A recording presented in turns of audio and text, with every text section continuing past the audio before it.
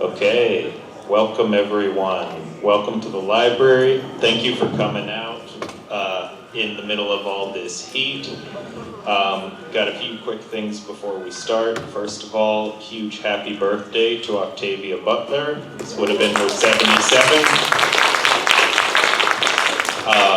Also, thank you to the Durham Library Foundation for sponsoring this, and thank you to Color of Fandom for coming out to share their wisdom with us. Today we've got Robin, Deborah, and Donna here, and I will let them take it away. Hello everyone, thank you for coming out. So we are the Color of Fandom. We are a local social organization. We exist at the intersection of marginalized identities and fandom. So we are open to all, but we primarily exist as a safe space for people who do have marginalized identities to talk about how those identities intersect with and how those identities impact the way that they absorb and are absorbed by their respective elements. So I am Robin. I am one of the administrators of Color Fandom. I'm Donna. I founded the Color of Fandom about 10 years ago. And I'm Deborah. I'm another administrator of Color Fandom. Alrighty, so to get started, this is the agenda that we'll be going over today. We'll be doing a quick overview, talking a little bit about Octavia Butler herself, the reason why we're here, and some background on the book Kindred itself. Then we'll go kind of into a deep dive talking about some of the themes that she talks about in the book, and then also the adaptations. So Kindred has been re-released many times, as you can see from the various covers that we have on that slide, but it's also been adapted, so we'll talk a little bit about the adaptations. Then we'll go into some of the plot devices that she uses to make the story work, and talk about some other works of Black speculative fiction that also use those same plot devices in order to explore marginalization and racial oppression. Then we'll talk about some other works that kind of tie into some of the similar themes and aspects of Kindred, and then we'll open it up for questions and comments. All right, so I'm just going to give just very brief background.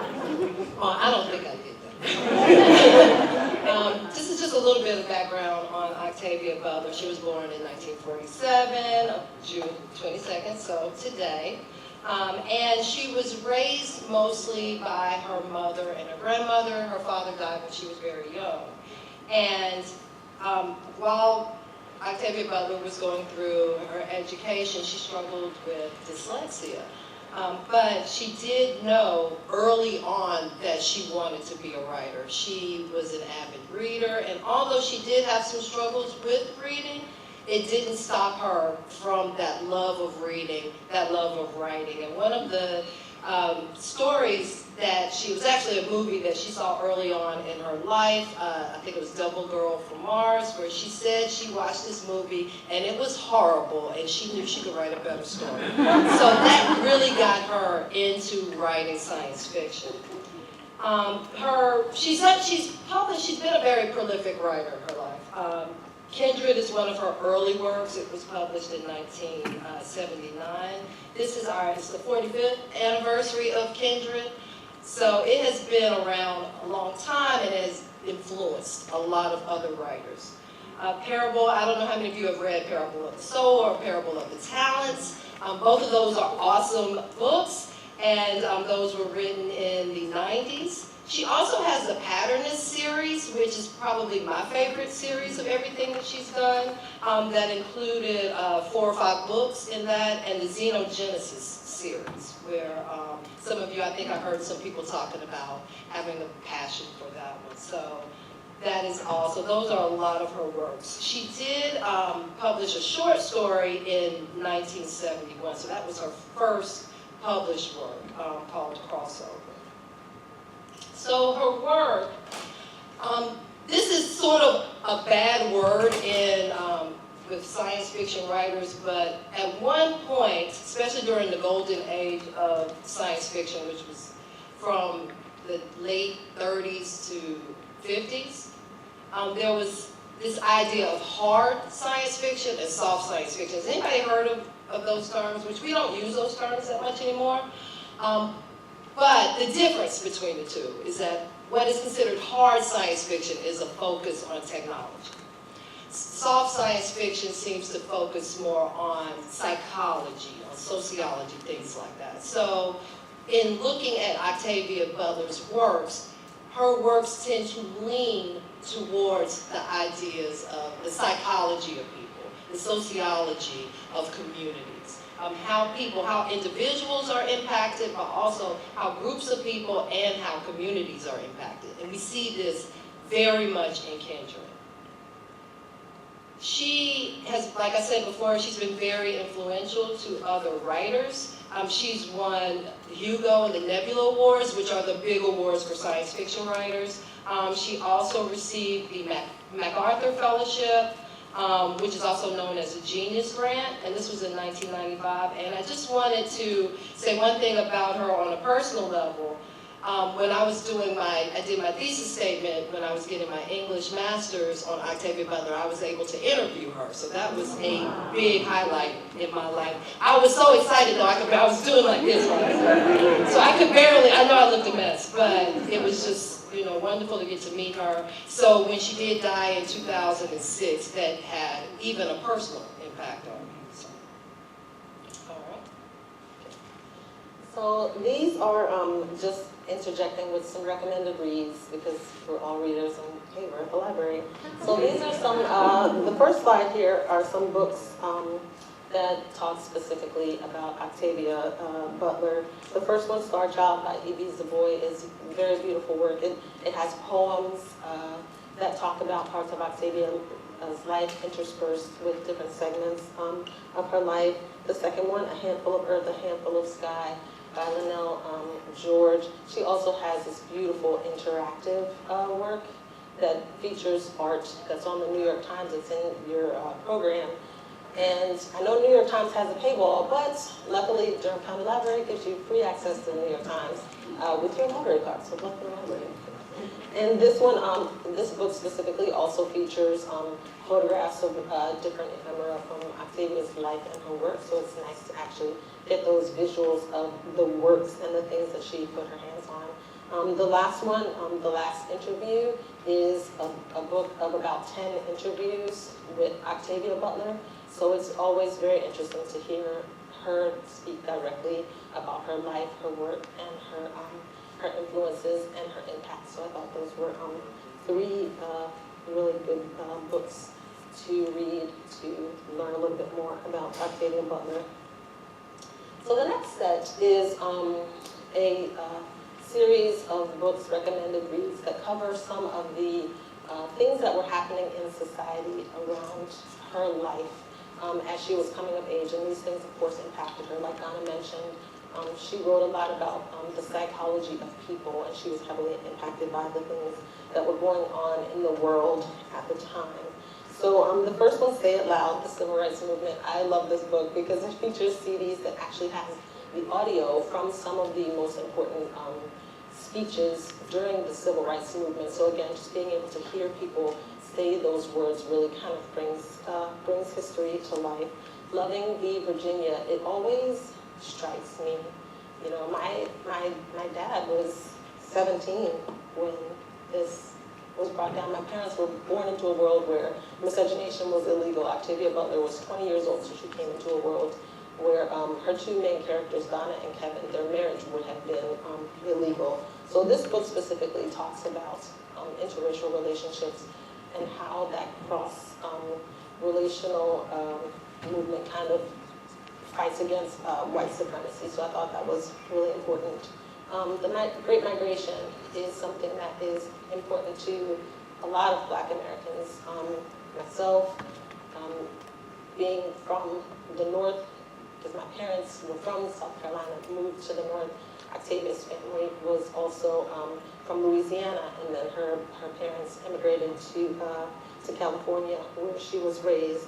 Another thing that people don't think about a lot, and I hadn't thought much about until I started learning more about things like COINTELPRO, but just about the overlap of the Red Scare and communism and how that impacted the Black power struggle and Black civil rights. So this third book specifically looks at that cross-sectional lens between McCarthyism and the fight against communism and how that impacted the Black power struggle. All right, so turning it back over to Donna to talk about the background of Kindred. Okay, so this is just a little bit of background on this particular book that we're covering. Like we said before, it's the 45th anniversary of the publication of Kindred, and Butler did a lot of traveling to research, because we see Dana's journey in the past, the landscape.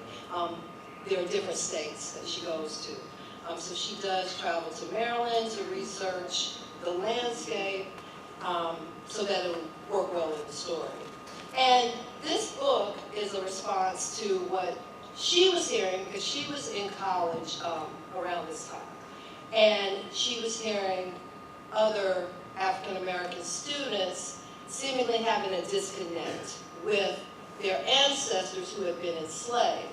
And there was this idea of, well, if I went back in time, or if I was a slave during this time, I would do this, I would do that, I wouldn't have been enslaved. You know, this disconnect of the horrors of slavery, and how slavery was not just something that happened to one person, or to even just one race. It was a system that oppressed, everyone was in the system at this time. So when she realized that disconnect, this inspired her to write this story. Now, she didn't consider Kindred science fiction. In her mind, this was a story. She said there was no science in it. And although there is the time travel element, to her, this was not a story that focused on the science fiction aspect. So she said other people can call it science fiction, but I don't call it science fiction. And so this is considered one of her most acclaimed works. This is also, Kindred is also a story that is used often in schools. I teach 10th grade, or used to teach 10th grade, and this was one of our required works. And it was very interesting to see the responses of teenagers reading the story, which we'll probably touch on a little bit as we go through some of the things. But it was also, of course, very much influenced the civil rights movement going on in the 60s and the 70s, and this is influencing Octavia Butler to write this very specific story. Alrighty, so next we are going to talk about those themes, as you mentioned. We do have several that we're going to go through, but the first one is the complicated ancestry of her two main characters. So this still is an image from the graphic novel adaptation, where she says that she would have to do anything to save these two children. That's Rufus, and we know that her ancestor would end up being, well, that's Atlas, but her ancestor would be Hagar, who is a child born of that relationship.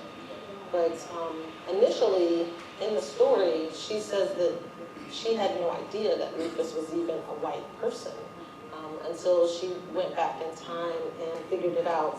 That complicated ancestry of mixed race heritage, because of the violence, the sexual violence imposed on Black women and Black people during that time, makes the ancestry of most of us who are, there's an acronym for ADOS, American Descendants of Slaves or Enslaved People, very complicated in a similar way that that Dana's character was as well.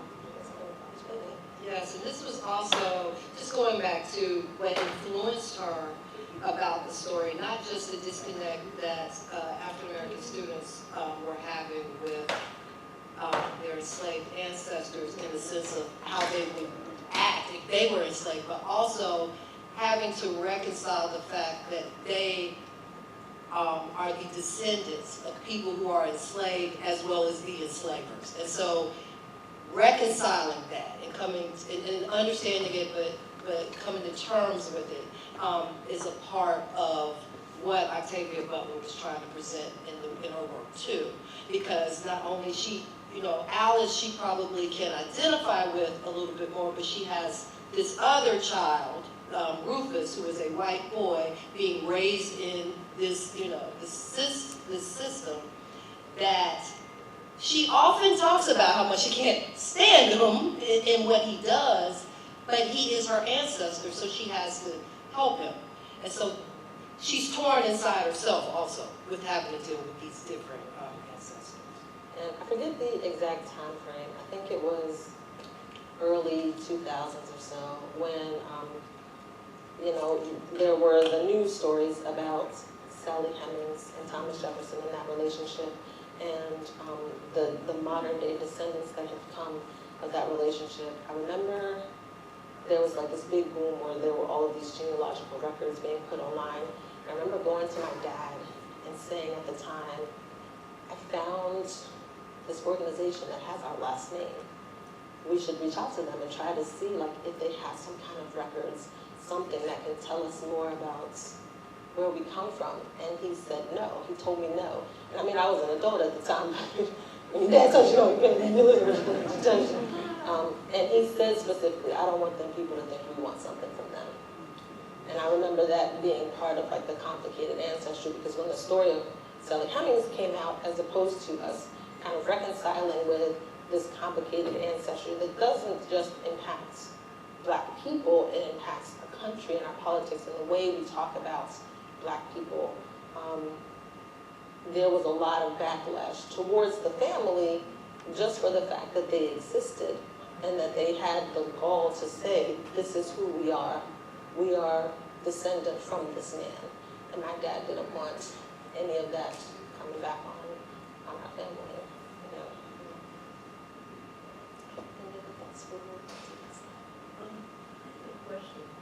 So we will have a section for questions at the end, if that's okay? Sure. Thank you.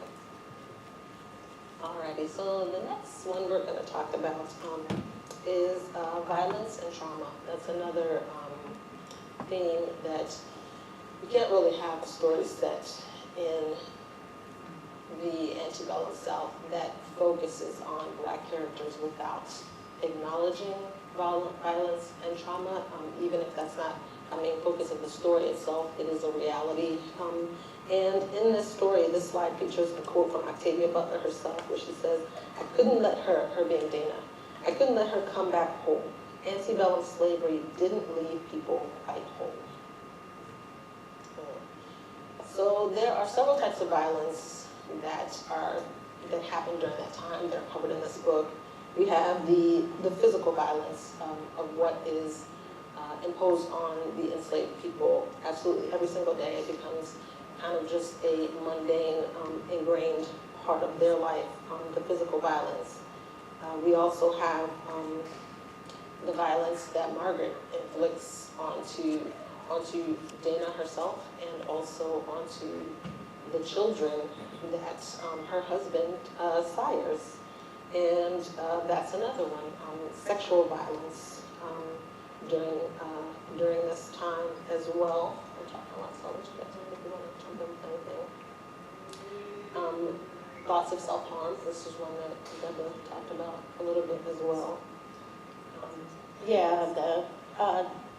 I was focusing on the trauma that the different characters faced, the self-harm and the thinking that Dana and Rufus and Alice expressed in their thoughts, and then that Alice eventually went through with because of the violence and the learned violence that Rufus went through by seeing his father, abuse the slaves and his mother, and then and passing it on to him. And for Alice, it's almost like the only response to violence imposed on her, she felt that the only one was a form of violence against herself in order to get out of that situation. And Dana had similar thoughts as well. She was like the only way, because we know that during the story, Rufus pulls her back in time. The only way that she is able to move that forward is when she fears for her own life. And she even has thoughts of self-harm as well, because she doesn't know how else to escape the situation. And when this, like I said before, this book is often used in high schools, and these opening scenes when she gets to the antebellum South are the violence we're talking about is horrific violence. So there is no sugarcoating it, it's not skirting around it. And so one of the complaints that parents have had about this book being used is the portrayal of the violence. But our answer to that is it's important to realize this was not, there have been works that have romanticized slavery. Octavia Butler wanted a more realistic approach. There is nothing that is soft about slavery. And so that's why it was very important to her to be very, to portray that violence and be very accurate in how she felt it should be portrayed. There was actually, I can't remember which one, but there was actually an interview that she did where she said that she actually toned it down. She toned down the portrayals of violence in this. And it's kind of understandable. I didn't include it in the slides, but another one, maybe I did forget. Colson Whitehead's Underground Railroad, it was an emotional toll. Just the very onslaught of physical degradation and violence that they faced every day and that they had to basically endure was a lot to take mentally. And even talking about the mental impact, the emotional manipulation that not just the characters but enslaved people go through. Another thing that was portrayed that I really appreciated was the PTSD that Dana and Kevin went through, and how that affected their relationship coming back. And then you can see Kevin was gone for 5 years and then came back, and how him and Dana had to kind of rework to be back into the present time. It kind of mimicked people, soldiers in war or prisoners that come back to home. There's a real interesting exchange that Dana and Kevin have early on. This is not when he's been there for long. This is when he's there for a short period of time. And he is not clear, because he's a white man, he's not staying or he's not around the areas where the slaves are. And so he's having a conversation with Dana about the fact that maybe slavery is not as inhumane as people think it may be. That's because he's removed from, and she has to explain to him, you don't see what's going on. But it also brings up the idea of violence only being looked at the physical aspect of it, but not realizing the damage that it does to a person's psyche, because we're looking through this story, we see Rufus become this monster. That is violence also. The fact that his humanity is being destroyed. It goes over a period of time, and Dana's trying to save him from this, and unfortunately, the violence, for Dana to exist, the violence has to happen, because her ancestor has to get raped by Rufus for Dana to exist. So the complications of violence in the story, to me, Octavia Butler does this wonderful job, because she's not showing just beatings or killings, but she's also showing the reduction of a person going from a human to this monster. And to your point of showing the necessity of it, going back to the spark that brought about Kindred, one of her points was that a lot of us modern Black Americans have some of the abilities and the freedoms that we have because of what our ancestors endured, the physical violence and the emotional violence, that their endurance was in a way a type of resistance so that we could exist, and choosing to honor that as opposed to, like you mentioned in the beginning, belittling that and kind of brushing that aside as to say like, well, we wouldn't do that. Well, they had the powers that they had at the time were very limited.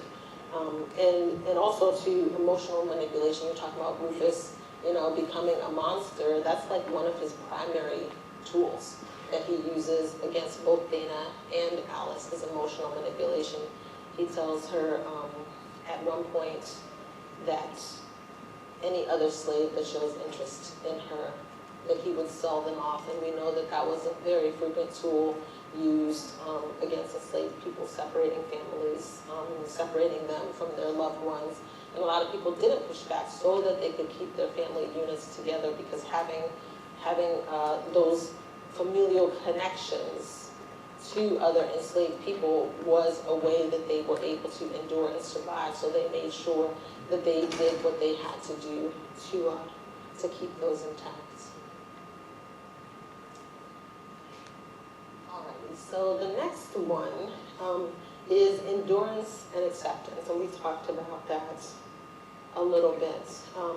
Dana, the character, says in there, the ease seemed so frightening. I never realized how easily people could be trained to accept slavery. And I think that's kind of a nod to how some of the other people, around her in her own life felt about, like, well, why were people accepting this? Why were people taking this? And to actually show us how easy it can infiltrate a person's mind and body. She actually, I think that happens right around a scene where she shows young children playing at slave auction. And that's another reason why we talk so much about, like, the importance of representation, because the things that you show children are the things that they imagine. There's a saying, I can't remember what it is that you can't be what you can't see. And so in those times, showing enslaved people that was what they were and that was what they were supposed to be is one of the biggest tools of enslavement and white supremacy during that time. Yeah, with that acceptance, there's an understanding, the enslaved people in the story are trying to get through each day. There is no luxury of let me plan out my life or look into the future and what am I going to be when I grow up. There was no luxury of that. So the understanding that this is my life and there is nothing that's going to change with that. Accepting your situation is almost in a way a shield to protect yourself. And so we see that, just like we were talking about with the playing, a lot of kids in my generation, we played school, or we played church, or we played this. These poor kids, they're playing, we're auctioning each other. That's a game to them. So when something becomes play, then it becomes life. For kids, it's life, and so everyone grows up in the system. Then we even see Dana, who was not born in the system, she adapts rather quickly to her situation. And then the longer she was in the past, and the longer she endured, and the more she endured, then she was able to accept what she had to accept were things that she was in the present that she wouldn't accept, and she learned to accept that to be able to live in the past. I think Langston Hughes had a quote in his autobiography about the fact that it was better for him, and when I say better, and I'm paraphrasing, I can't remember the exact quote, so I'm giving you my interpretation of it. So, but he liked it better when there was violence, the physical violence of slavery, versus when it was not physical violence. Because when that violence was taken away, or when he was treated halfway decent, then there would be the forgetting of how bad the situation is. And then that's when complacency would come about. So he didn't want that to happen. So it kind of goes with this idea of accepting. If you're not in mortal danger all the time, and you have been in the past, well, having a day or two of no mortal danger feels like a vacation. So then you might start thinking, well, maybe it's not so bad. And I mean, Kevin didn't see all this violence, so he's thinking, well, maybe it's not so bad. So there is that acceptance that can happen even with the absence of violence. And even with that, when people, quote unquote, get ahead of themselves, some of the slaves started to push back. You know, another way that enslavers would ensure keeping them in place, they made a spectacle of it, right? They made a display, and Rufus would bring the slaves out into the courtyard to make sure that everyone saw what would be the ramifications of you pushing back. And that was something that Kevin didn't see. Right. So he's like, oh, it's not that bad. And Dana's like, you don't see these things because they make sure that you don't see these things. And I think the idea of it's not that bad because we don't see the violence. I think what is forgotten is there are people owning other people. Just that in itself makes it horrible. So if people were even treated and they could, do whatever they wanted, the notion of owning someone is enough to show the horrific aspects of the system. So Larkin has gone to handle the technical difficulties. I didn't with the realize slide. that. Yeah, well, I can see it a little better Okay. because I'm this way. Yeah, I think he went to go get the plug.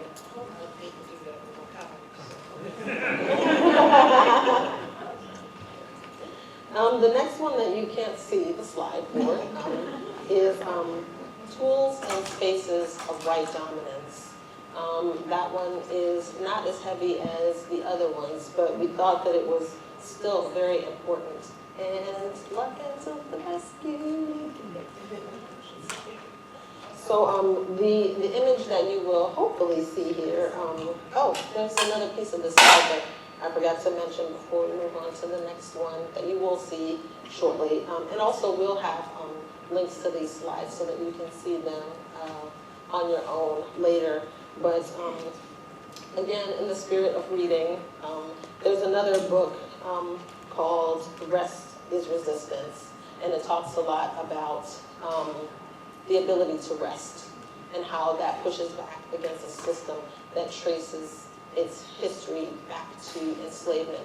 And some of the things that you were talking about, just the grinding endurance that people are made to feel, and how even just a rest can feel like a vacation. And so this book, Rest is Resistance, is yay, we're back in business. So you can see so you can see the small icon there of the title kind of goes along with that theme of pushing back against what the author calls grind culture and the legacy of capitalism and white supremacy just by taking a rest. Alrighty, the next slide is tools and spaces of white dominance. So we know that enslaved people had very few tools that they could use in those spaces. At one point, when Dana is in the present, she tries to think of what she can put together in order to be of use to her when she goes in the past. So this is another screenshot from the graphic novel adaptation that shows some of the things that she had put together. She and Kevin tried to spend some time understanding what things, trying to remember the past and think about what things can be useful. And one of the things that was interesting to me when I first read this book was, she said at the time, because Kevin mentions free papers, and she says, no one knows what those look like.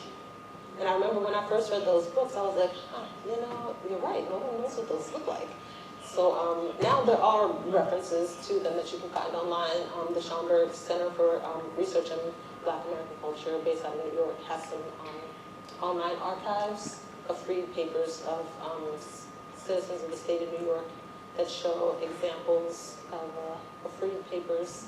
So, but back in 1979, the internet didn't exist, so she couldn't do that research on her own at that time.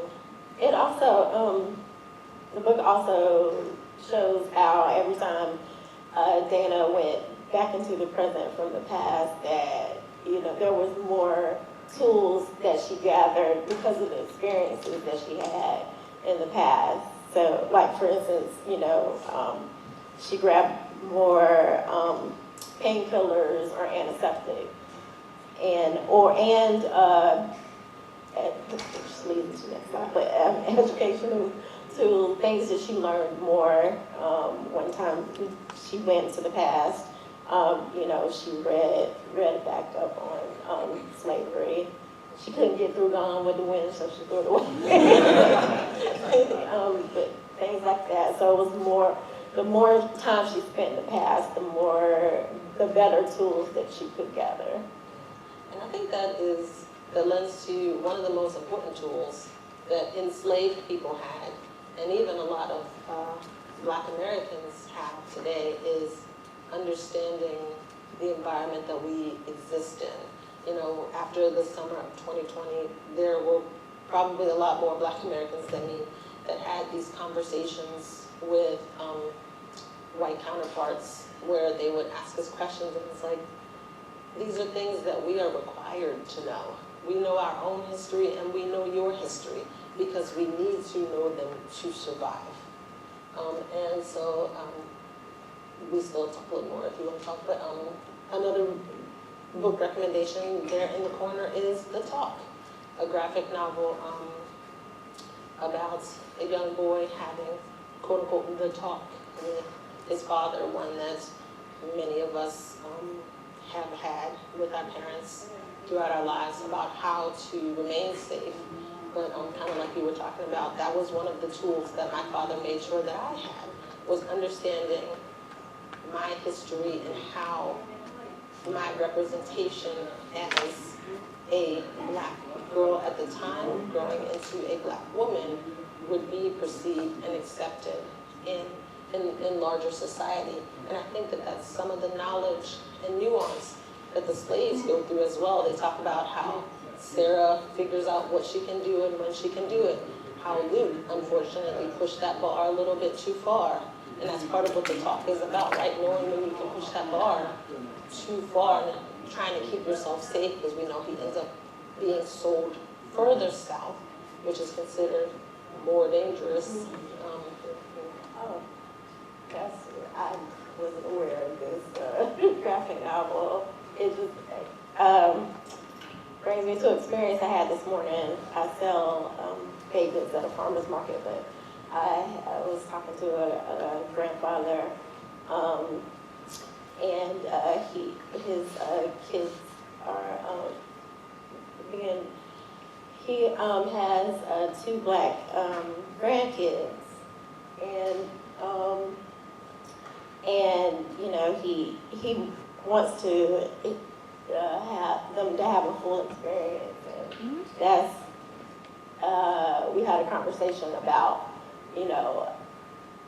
having raising people, raising other cultures that are not your own, and making sure they have they know their history and then have everything that they need to survive.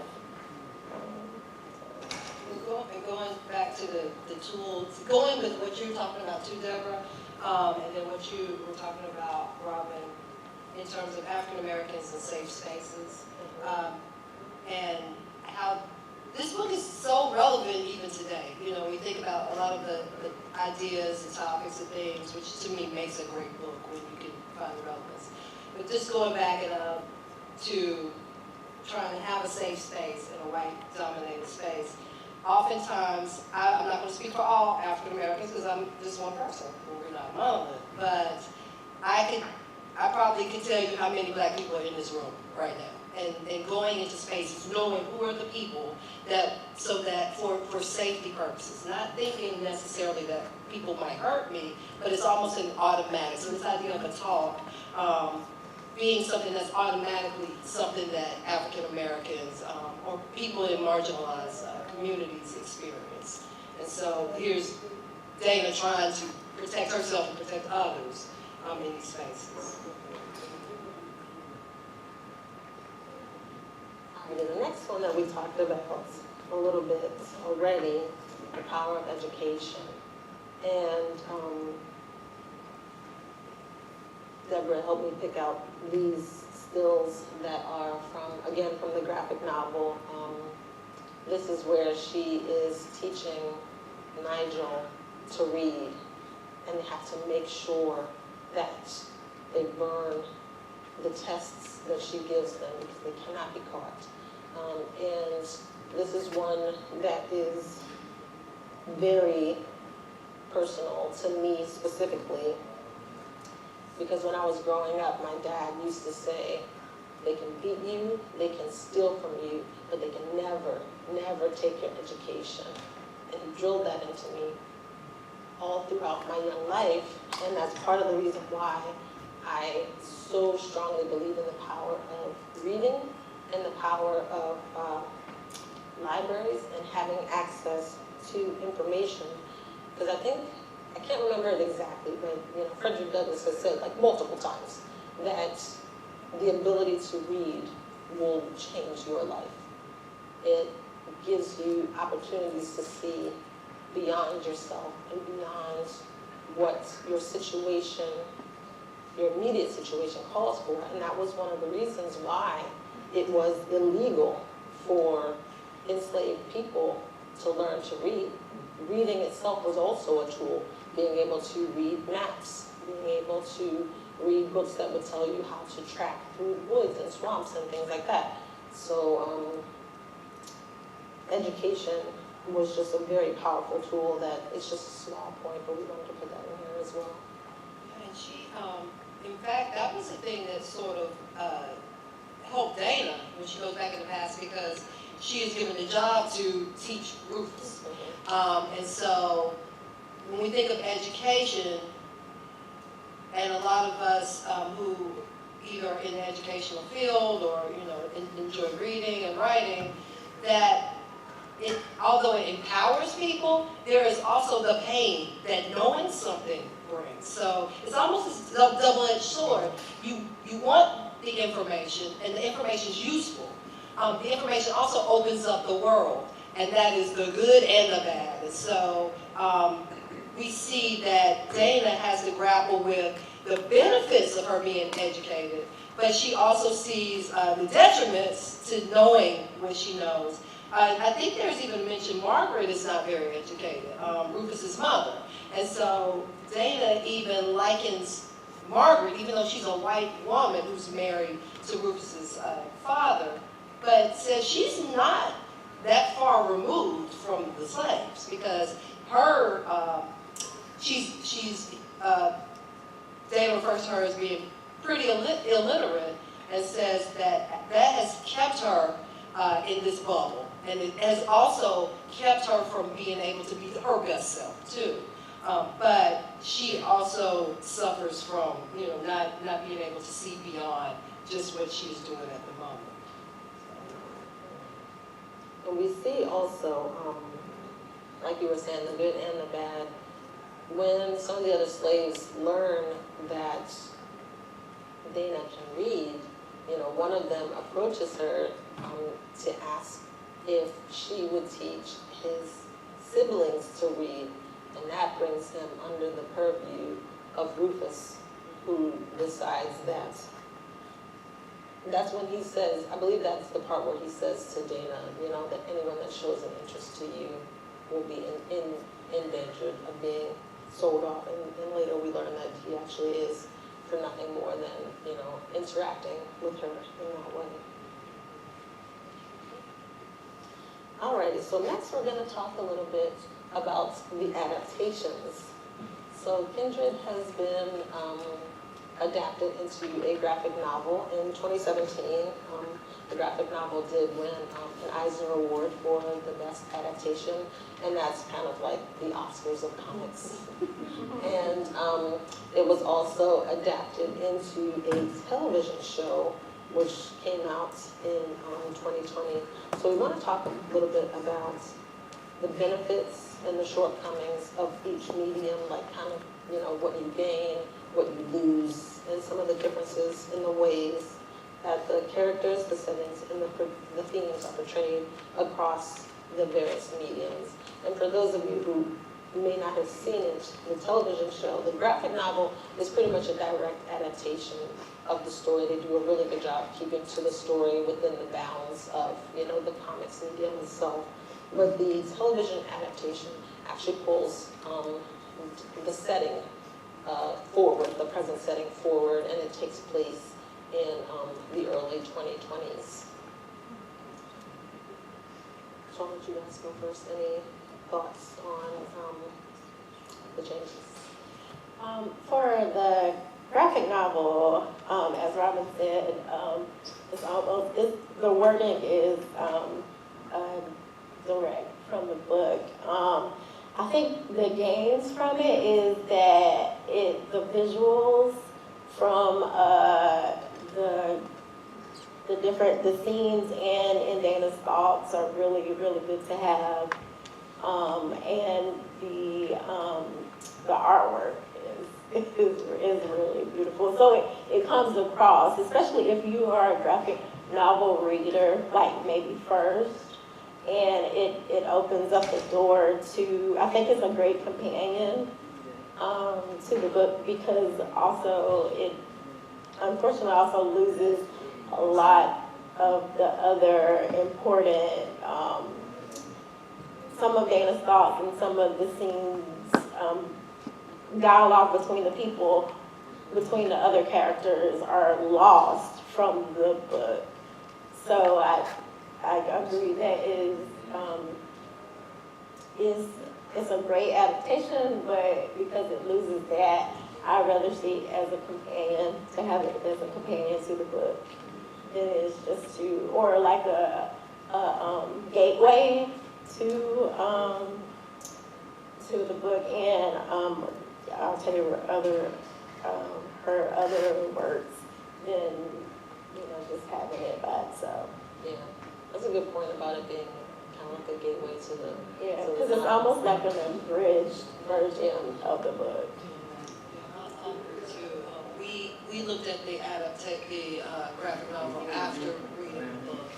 I did like the way images can convey feelings or convey the horror of things, just the facial expressions. So you didn't necessarily need the written aspect for some of those things, but you're right, the dialogue, anything that was a long piece, you're only going to get part of it.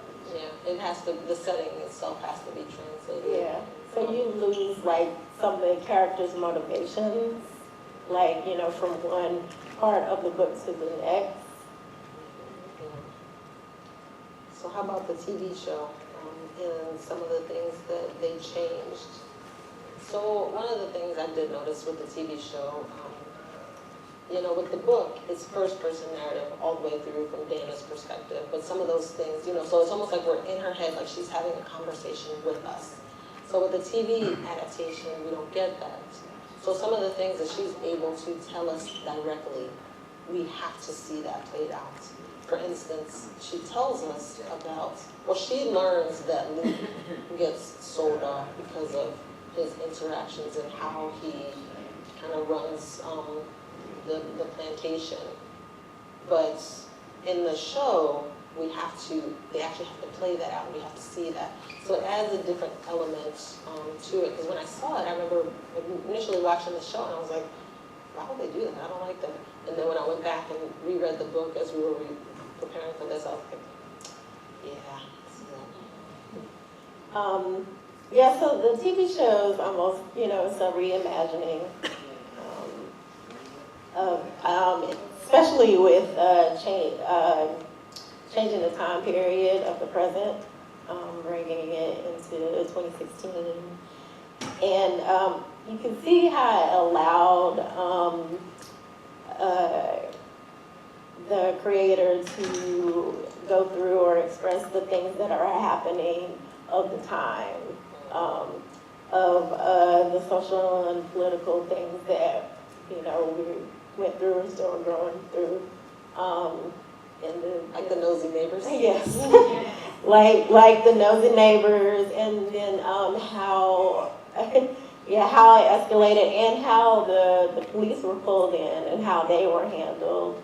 It also gave, because they spent more time in the present every time that Dana came back and forth, that her family, they had, you saw more of her family, and then the family issues that she went through, like as far as like mental illness.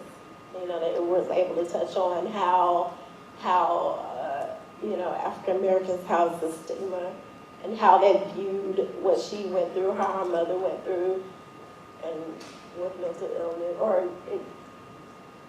how it appeared as perceived as mental illness, and then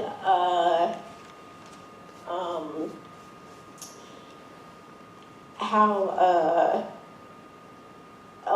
some other smaller lines in the book were kind of expounded on in the TV show,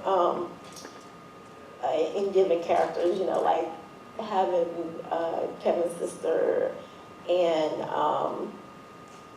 well, of course, Dana's mother, as an actual character, which was like the biggest change. Yeah, but she doesn't exist in the book. We know that Dana's aunt and uncle raised her, but that relationship is expounded a lot in the TV show. We get maybe like a few thoughts from Dana about, you know, how her aunt and uncle are pressuring her. But again, to your point, we spend so much time in the past that that's primarily the focus, and with her spending more time here in the present and seeing how her aunt and uncle and their relationship impacts kind of like her thoughts and her behavior now. And I guess, and one thing we actually talked about too in the adaptation is how different, how it made a difference that Dana and Kevin weren't married in the adaptation. We get why they did it because of the time, the present time they pulled it in, but you don't see their devotion to each other as much. You lose that with them just having met, you know, a few days ago, and developing a relationship because of their shared experience instead of already having a commitment to each other, and then going into the experience. And when we were talking about that, I remember that's what made me think of that other book that we have in the previous slide talking about loving and the impact of interracial relationships against white supremacy. So thank you for that. And I guess that the last thing from the TV adaptation that was kind of different, that kind of was like, oh, for me, was that like the shift that Alice took. I really liked Alice, Sarah. Oh, yeah. That Sarah took her. I liked in the book how, you know, she was like supporting an ally to Dana in the past, and then they give her a slight shift, I guess, for drama. It's a television show, for her to be a little bit more of an adversary. So. And I think that's a good point too, because that's another thing that shifts from having first-person narrative to actually having it drawn out. Because I had seen the show and then went back and reread the book after watching the show. Because the first time through reading the book, I didn't really quite pick up on some of the things that Dana would have said to her that could have been viewed as antagonistic to a woman who existed back then, because Dana, that's why it's really interesting. But you know, some of the things that Dana says, especially early on, are from a perspective of a woman who, even though she does have the limitations that many Black Americans in that time and still today do have. She still has a different life experience as a person who had spent her entire life as a free woman as opposed to someone who was enslaved. And we don't get to always see the full dynamics of Sarah's response in the book. We see some of her reaction, how she may have gone from, being very interactive with Dana to turning away from her, but we don't get to hear Sarah's side of how she absorbed those words, especially being an enslaved person who's doing the best she can with the tools that she has at the time.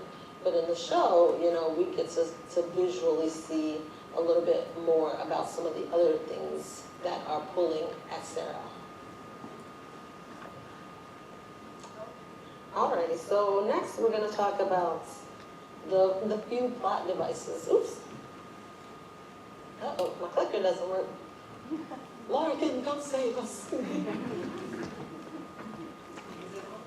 It might be on, but, so otherwise, we'll have to put you to work, Larkin. We're going to have to say next slide, and that's going to be you. Yes. But while you're back there, next slide.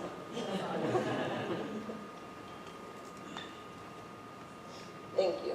Well, no, too far. Yeah, plot devices. So we're going to talk about a little bit about the plot devices, thank you, that are used within the book, and some other examples of Black speculative fiction that also use these same plot devices. So the first one is, of course, time travel. So the story, cannot exist without Dana being pulled back in time, having that experience. So there are two that we chose that also pull people. Well, one actually pulls a modern person back in time to experience slavery. The first one, Brother Future. To me, it feels like an ABC after school special. That's exactly what I wrote. It is very 90s. Yeah. The 90s is very 90s. It looks like LL Cool J. Yeah. But it also brought into, seeing this, it always also brought into thought how, because when I was seeing how the gentleman that was brought into, taken into the past, how it almost was like, oh, did he not learn about slavery when because it, like when he was first there, he didn't even have the wits that Dana had. And so, when we started talking about it, we were like, that goes back to education and, what he was and wasn't taught in or out of school, and how important it is to not water down what happened. Because there was a scene, and when he was like, I didn't know it was this bad or that was something. Yeah. And he almost feels like he could be one of the people that Octavia Butler heard speaking, because when he goes back, he's like, well, I'm not going to do X, Y, Z. And then he goes and, some of the assumptions that he has. And, well, this came out in 1993, so a modern person in that time, almost more than 2 decades ago. But just kind of like you said, to show you, like, the way that they lived back then is not for our modern sensibilities. There's a lot more to learn there. I mean, and it's still, I had a personal experience, probably a little longer, but maybe 7 or so years ago now. But I mean, there was a young lady that I worked with, an African-American woman that I worked with, and they were like, why do we still harp around the past? Why do I need it? And things like that. And just had to sit her down and actually talk to her about it. But at that time, and that was only a few years ago, and I was like disheartened, because I was like, people, or a younger generation still, think like this. Yeah. And I very firmly believe that that's one of the reasons that this type of education is currently under attack is because they want to make sure that people don't understand this history, because there's a difference between harping on history and understanding the impacts and the through line between where we were then and where we are now, so that you are empowered to work to make change now. And that change that people are trying to make now is what I feel like is really the root behind why some of the teaching of the past is in the crosshairs right now.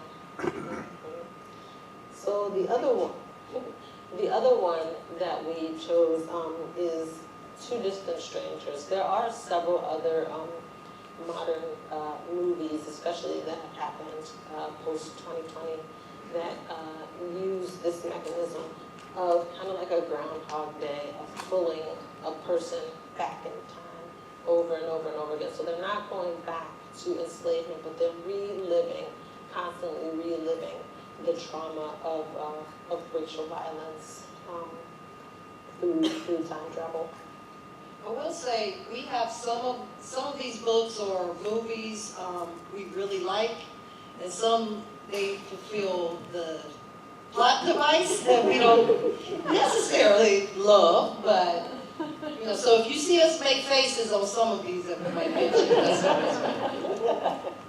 always the thing about Two Different Strangers was, it was almost like it was, I guess he couldn't get out of the Groundhog Day, and it was almost, unfortunately fated for him to go through what he went through, no matter what he did to change it, which is unfortunate, and it's just what happened to him, too.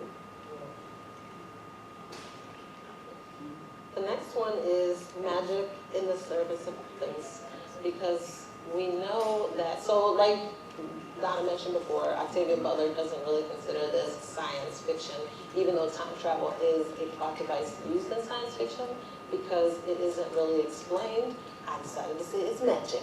So Rufus pulls her back in time, essentially, when he is afraid for his life. So these two are similar stories where Black people are using magic in the service of others.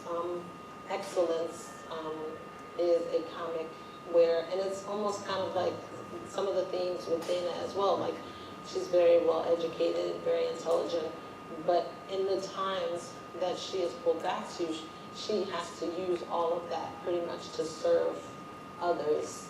And this entire story, Excellence, is about Black excellence, and the only usefulness that it has in this society, in this story, is to serve white people. The second one, The Deep, is a beautiful fantasy story about descendants of enslaved people who were cast into the ocean. So they end up evolving into a form of mermaids. And so also tying back to like the power of education and the trauma of learning and knowing and understanding your history, they have a singular historian who has to learn the history of all of their people and can take the memories of their people and use that magic in order to serve their greater community in kind of a way that a lot of times even our modern historians do, that they keep the memories and of our people kind of going with understanding the history. But it's a lot of symbolism in that one. It's very beautiful. I love it. Yeah, I just finished it. Yeah.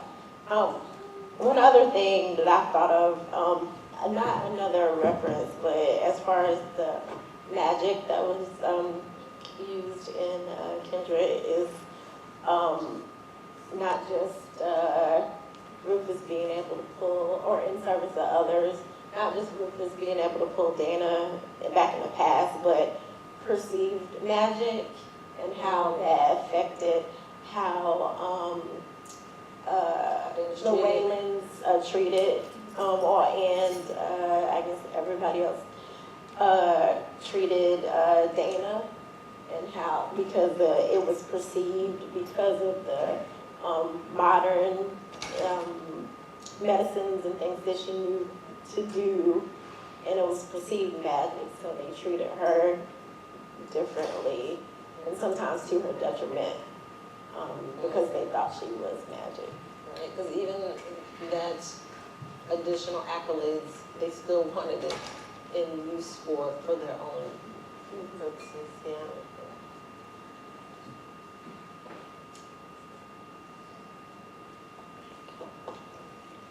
Okay, the next one, magic as protection. So Dana also uses magic in a sense when she fears for her life, she gets thrust back into the future. So it can also be said that she uses magic as protection. So just going over these very quickly, I'll try to quickly. The Water Dancer by Ta-Nehisi Coates, Hours by Philip B. Williams, and Black by Kwanzaa Oseyefo. So in all of these, they are using a form of magic in order to protect themselves and protect their communities. Won't spend too much time because I see Donna did say we're running a little bit behind. So both Water Dancer and Hours are set during slavery, when enslaved people have magical abilities and are able to use those in ways to protect themselves. The first one, he actually uses it to conduct on the Underground Railroad. And the second, they use it to kind of create a shielded community for themselves. And Black is set during modern times where all Black people end up having superpowers. And one of the ways that it's discovered is a young Black kid is shot by the police and he wakes up. So any thoughts before we move on to the next one? Alrighty, the next one is the corrupting environment. And Donna, you did touch on this a little bit before about how Rufus changes over time, and Dana observes that because she sees him through different points throughout his life. But there's actually a quote that I absolutely love by poet Kyle Mahiri, where he says, "It's not the shark, it's the water." Talking about just the corrupting environment of even modern times. So the two that we have are one of my absolute favorites. If you give me 5 minutes, I will talk your ear off about Bitterroot. I absolutely love this comic series. And Ring Shout as well by P. Jelly Clark. So the first one is steampunk. The second one is horror.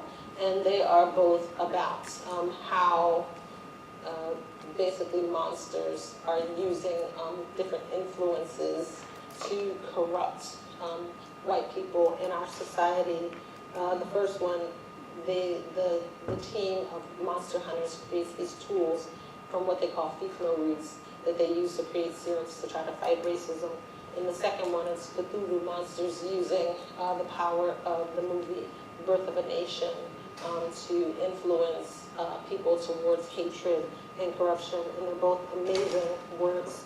And also Bitterroot, in the back of the book, it has essays from Black scholars that talk about Black history, the history of voodoo and root work throughout America and the American South. So highly, highly recommend both of those.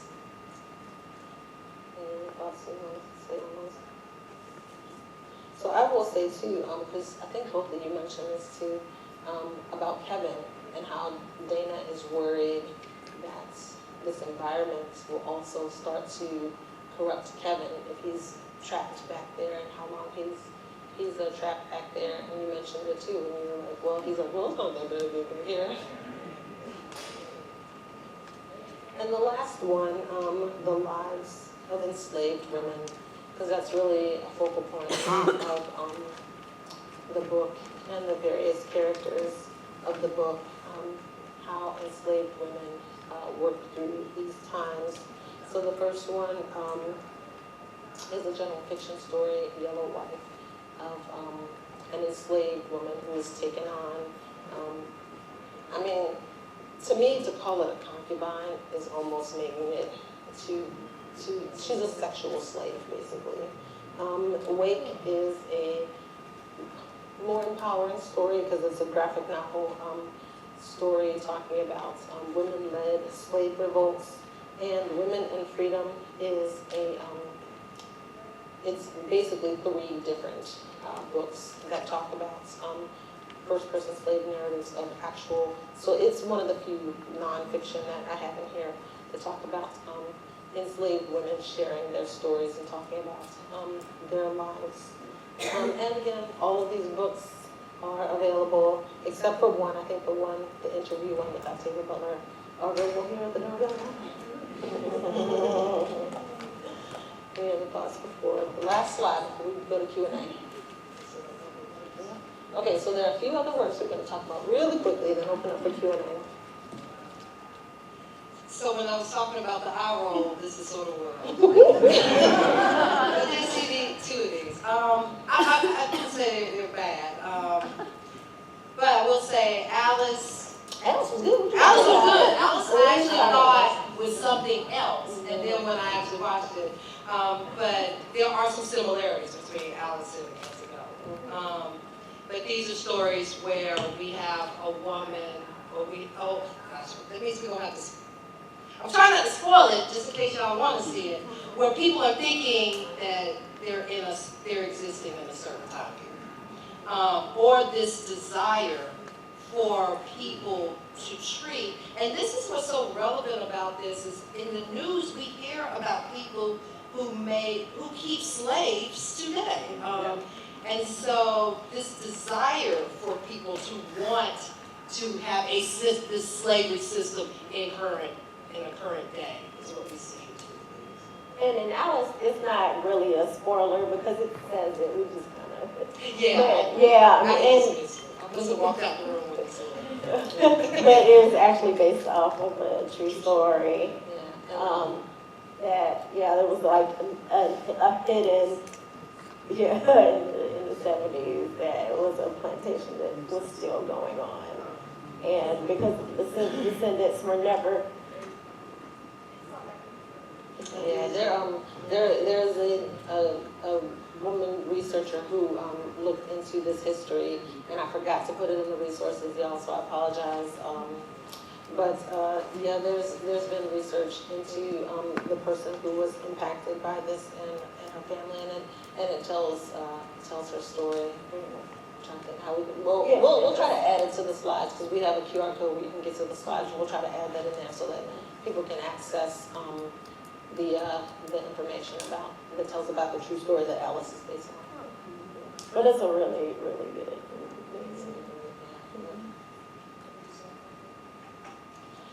So Sankofa was an interesting movie. A woman gets pulled back into the times of slavery, and basically, so she doesn't go back and forth. She exists in that time for several months and lives through an attempted slave revolt because of what is happening there.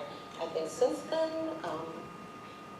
other works have been put out that I would recommend, but it does have similar themes to Kindred, with having a modern woman being pulled back in time. Well, I remember going to see it with my dad when I was like 13, and at the time there wasn't as much as there are now, and back then it rocked my world. So, but nowadays, thankfully, because we've opened up like accessibility to Black scholarship and Black stories, we have a plethora of works that people can use. Yeah. And Antebellum, I won't spend too much time on that one. I'm guessing by y'all reaction, several of y'all have seen that. It could have been a much stronger story, in my opinion. Like Donna said, it does relate a lot to Alice. But I think one of the major themes is just kind of like the response and right resentment towards Black excellence. So I think that that was a major theme. In my opinion, didn't quite nail the landing, but it is an interesting thing that they did try to tackle. All right. I know a few of y'all had some questions and or comments. So, two brief informational, then I'll do my question. The first is that there was an adaptation of the parable of the sower. Mm-hmm. Toshi Raven did as a musical. Yeah, we saw it together as a group, yeah. Yeah. So, And it's also been adapted as a graphic novel by the same team that did Kindred. and so that was pretty fantastic. It was put on at UNC Chapel Hill, which was a visiting scholar there. Were you there? Long distance high five. I would wonder if they didn't make a film of that, if they didn't film it, and I wonder if that might be accessible. So that would be an interesting thing to show here as a program. They did film it, Parable of the Sower, the play, the musical version. Yeah, they have it. Yeah. Mhm. Second thing is that I'm parent to my godchild, who is, when you look at him, racially ambiguous. And he's probably Roma. He was adopted from Romania. And I am just astonished at how people who appear white will come up to him and just actually say, "Oh, complete strangers, what are you?" And I think that this drive to pigeonhole each other racially and ethnically is a holdover from racial caste systems. That's my best guess about it. Now my question. I think the name Hagar, which my Bible Talmud is a little weak on this, but I believe that was Abraham's concubine when Sarah could not have children. And I think it's extremely significant that she chooses this biblical name from the very beginnings of monotheism to import into this story. And I'll just leave you to say what you think about that. And I think we see that in several of the names. I mean, when you think of that time also, and even today, biblical names are popular, most popular names. But I think it is interesting that, so It's even mentioned by Ruth. By when they were talking, when the name they were talking about, and then, because it was talked about how, Tom wasn't really a religious person, but then a lot of the names are. So I think, a lot of that was purposely. thank you. We'll skip a little back in the blue shirt and then come to you in front. Ma'am in the blue shirt, go ahead. Yes. I just had a comment before I forgot which one you said it, but sometimes people, Actually, before you say that, I'm sorry. I'm going to get the mic. We have another microphone because I'm having trouble hearing you. Okay, Larkin's going to help us out there.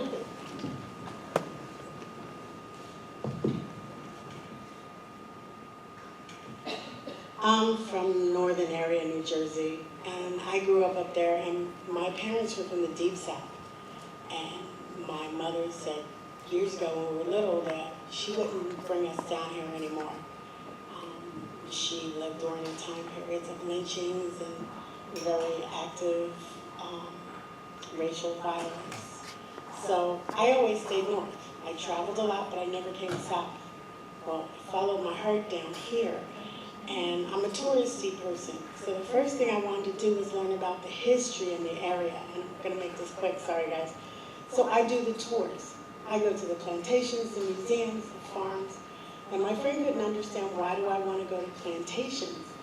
And I said, well, I have family that grew up, and I wanted to understand all of the things they used to talk about that I was never allowed to see. So we went to one of the plantations, and we did the whole tour. And it was ironic because they were in one of the slaves' homes where there would be a whole family of like 8 to 10 living in a little box home. And the gentleman was telling a story saying that the owners of the plantation were really nice, and they even let them celebrate their music after they've done their chores. So between 12 midnight and 1 in the morning, they were allowed to do like a musical worship as long as no one else could hear it on the entire plantation.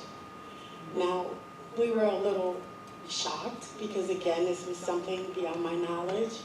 But a young man came up and says, I think that was really sweet of them to let them share their culture among their group. And I thought my friend here was going to pass out. But that's the kind of thing. So I'm so interested in continuing the learning of the knowledge of the area. Because even with Black history and the openness of the books and things now in education, and I've taught school, they didn't teach you this in school. They told you the nice part of history, you know? So now that I'm learning stuff, it's like a whole nother awareness. And I understand my parents a lot more about their souls. My sister's son, when he was a little boy, I think he was probably about 5 or 6 or maybe a little older. But his class was going on a field trip. They were going to pick some cotton. And then everybody was all excited about that. My sister said, my child will be staying home. I can relate to that. And also to your point, I think that's, and here, oh, I'm sorry. But I think that's why it's really important for people to be able to tell their own stories.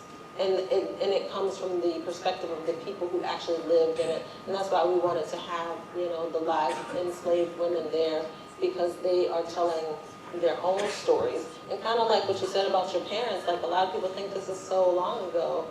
My grandparents were born in 1919 and 1921 respectively.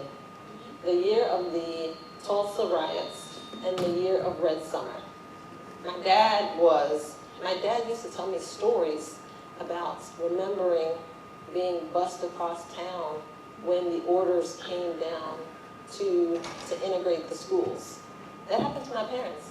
My dad tells me about his grandmother, so it would have been my great-grandmother, telling him oral stories about remembering walking off of the plantation when she was a small child, like 8 or 9. So the importance of having the through line of having these stories told by the people that lived them is incredibly important. Because like I said, they will be twisted. And it's always like wondrous to me, like why people try to hide and tell these stories about like, oh, they were happy, they were good slave owners. I'm like, you got like John Browns, you got like Mickey Schwerner's, you got like why white people are you not telling those stories? Why aren't you connecting to those history, those people? Because today you don't want to relive and fight the fight that those people were living. You want to reinstate the systems that other people were living, were purporting, and so that's why you want to minimize what they were doing. And it's also important that when we were researching, you know, and talking about this panel, how we kind of touched on the fact that being exhausted on looking at or having the Black trauma being, you know, presented and being made, you know, and are we tired of it? Does it need to stop? And, you know, I think the fatigue comes in is there's not enough balance. Yeah. But our stories do not need to stop because generations, it'll get lost and get watered down. And, you know, each generation needs to see what each generation went through and how severe, you know, in each, on the level, you know, on each, you know, grade or age level. Oh, yeah, grade appropriate, yeah. That you can show, but, you know, like as far as like, you know, the newer adaptation for Kindred, you know, everything is for the next generation to see, you know, we might not like it, you know, and it might be too much for us because of what we know, but the next generation needs to know and needs to see what they would like, you know, it's like, you know, a generation might not look at roots the same way as we did when it came on. So each generation needs something that fits them, but still needs to tell the true story.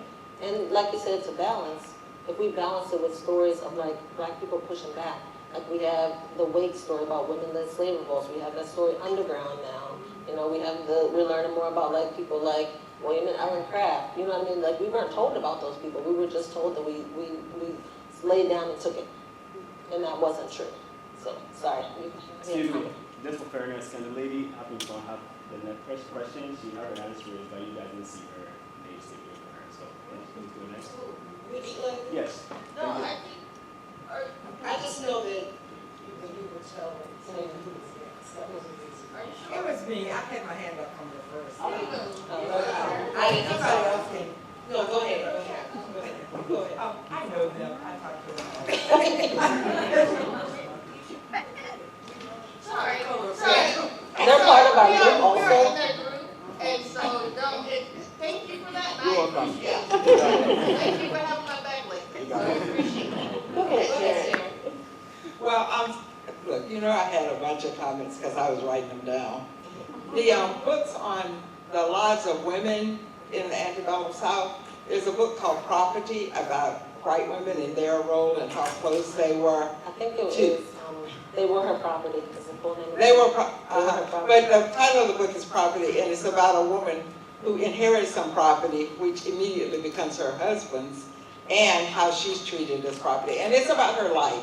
But there's also a book called Wench, about a black woman who was the concubine of her master, and he would take her to Ohio, which was a free state, on vacation. I read that one. Yeah, and I think I recommended that one when we were reading it at the same time. But also, you were talking about acceptance, and there's a theory that in the story of the Pandora's box, that hope was in the box with the curses, because hope is also a curse. If you have no possibility of changing your circumstance, hope is a traumatizing experience, to keep hoping when there's no possibility of escape. And as far as slaves in modern times, when my great uncle was in the nursing home, there was a man in the nursing home with him that my father knew had lived as a slave here in North Carolina his entire life. He was born on a farm owned by a white man. He was never allowed to go to school. He grew up and worked for that white man his whole life until social service, when he got sick in his old age, like I'm talking in his 90s, someone reported to social services that he was there, and the white man let them take him and put him in a nursing home. And so it is still happening today. This happened in this was in 2017, 2018, here in North Carolina. And last comments, a couple of movies that you didn't mention, The Society of Magical Negroes. We didn't. We kind of skipped over like the total magical people. Oh, okay. And so I'll leave off there. Thank you. Thank you all for doing this today. When I read the book recently, I thought one of the amazing things about this novel is how it portrays microaggressions in terms of comments, offhand comments about a different topic that would contain racist ideas, and how Dana would respond to those, often with silence, as she's processing what was said. I just wanted to see if you had any thoughts about that idea, because those are things that are definitely still happening today. So I think similar to Dana, that's one of those really difficult balances that we have to play. And it's getting better, and I feel like that's part of the benefit of community and open discussion, because depending on the circumstances and the time, there's a lot of things that are going through your head when you're faced with a microaggression. I know for me personally, one of the things is like, did I just hear that right? And then the second is, okay, well, maybe I'm internalizing that differently than what they meant it. And then also, what are the ramifications of this interaction that I'm about to potentially have with this person? What power does this person have over me? What consequences may I potentially face? What do I have to lose by how I react? And Dana had an even worse situation in there, being in the fact that at the time she was an enslaved person. And every person that faces a microaggression, whether they're African American or a different marginalized community, has to go through those same, in an instant, you have to have those conversations with yourself in your head while that person is standing across from you. Not to mention the emotional toll that you're going through by having just faced what this person has said to you. So yeah, I think it's completely valid, and it's definitely a thing that modern people have to face nowadays. We have, and like I said, the importance of crosstalk and being able to say like, would you take this in the same way? And because gaslighting is another big thing where people are like, oh, well, you're just taking it this way, that way. You know, being able to share these stories across ourselves and reaffirm each other that, no, that was not right, no, that was not okay, is another tool that we are constantly building by creating spaces for us and marginalized people to be able to have those conversations outside of like the white gaze, to know like and evaluate the context of those. And of course, some of that has to be taken outside of that instance, because you have to be able to think about that and process that. But then it builds on itself, and then the more we're able to learn and commune with each other, then we can take that knowledge into the next conversation. And maybe the next time someone does something, it'll turn out differently. To me, this is why it's so important for companies or wherever you work to have communities built in that do DEI work. I know we're getting really, unfortunately, a lot of people are losing jobs right now who do DEI work. One of the things I really like at my school is we have an employees of color group. We have white employees for racial justice group. So when white people have questions about, should I say this, am I doing something, they don't go to the people of color, they go to the white people, so that people of color don't have to always foot the work, doing the work. But this is also very good because, just like you're saying, when you're having to process these microaggressions, if you have a group you can talk to about this, and you're not just by yourself, it just means the world to people when they don't have to process this and then figure out what to do about it by themselves.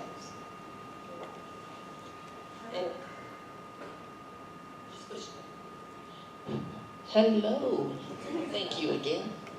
I actually wanted to circle back to a comment that was said about the lady that talked about her grandson and the Roma heritage and holdover of trying to hold over to their caste system or anything like that. And while I see where you're coming from, I kind of want to push back against that, because while I understand what you're saying about the caste system, the thing is that you hold to the people that are in that system, because that builds that community. And I want to give an example of that, a more recent example, if anybody watched the Kendrick Lamar concert. But the thing is that was a community that was built based on that type of marginalization, from being black, being in LA, dealing with the cops there. There is even a caste system there, but they built that community even under all of those pressures. Well, I understand that wanting to remove that caste system, but it's that community that you build in there, and that community that holds us together. And so I guess that was kind of, when I heard that, I was just like, I just wanted to push back against that one. And then number two, your power of education. I remember there was a man on the TikTok, and he didn't know how to read. He was a black man, and he didn't know how to read. And when he started to learn how to read, you could see his eyes open to the greatness that's going on in the world in the books, but also the pain that not only he had to personally deal with, but the actual, because he was only getting it through oral history, but now he's reading the books about slavery.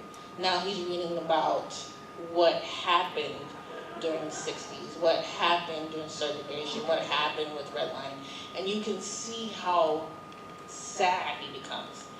But also he's appreciative of that knowledge as well, because now he's like, I know, I'm not blind to the world, and that just double up on what you said, Robin, it's just the power of education moves so much, and even though it's painful, even though sometimes, like, you're just like, man, it's a lot, but it just gives you so much strength to just keep moving, because now you use that education to the benefit of not just yourself, but those within your community.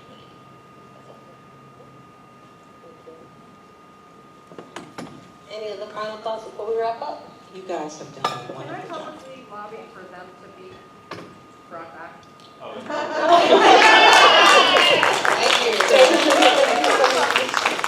Thank you. So I'm going to end with a quote from Octavia Butler, because we are at the library and I love libraries. But I found this in an interview where she said, I'm a writer at least partly because I have access to public libraries. So thank you, Jen, for the library, for education. And these are our socials and where you can find us, and that QR code will take you to an online version of the slide deck so that you can access that later. And we have more of the program, so if you didn't get a program, feel free to grab one on the way. But thank you so much, everyone. Thank you.